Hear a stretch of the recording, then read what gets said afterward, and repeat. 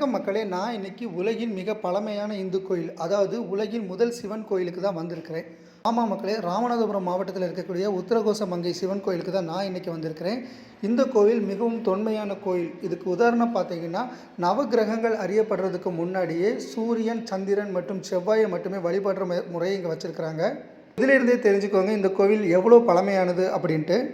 இந்த கோவிலில் தான் முதல் முறையாக சிவன் பார்வதி பார்க்கும்படி நடனம் ஆடினாங்க. அப்படிங்கிறதுனாலேயே இந்த கோவில் ஆதி சிதம்பரம் அப்படின்னும் அழைக்கப்படுது.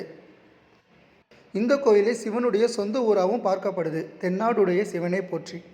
மேலும் பார்த்திங்கன்னா 1000 ரிஷிகள் ஒன்றா சேர்ந்து தவம் பண்ணி சிவன் காட்சி அளித்து அதனால சிவலிங்கம் இங்கே உருவானதாகவும் சொல்லப்படுது.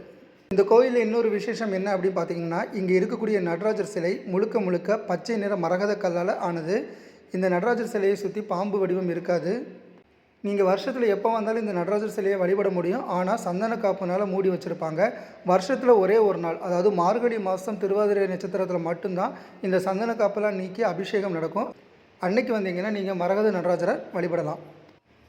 காலத்தையே கணிக்க முடியாத அளவுக்கு இருக்கக்கூடிய இந்த சிவன் கோயிலை நீங்கள் வந்து வழிபடணும்னா 300 வருட புண்ணியம் பண்ணியிருக்கணும் அப்படின்னு பலரால் நம்பப்படுது.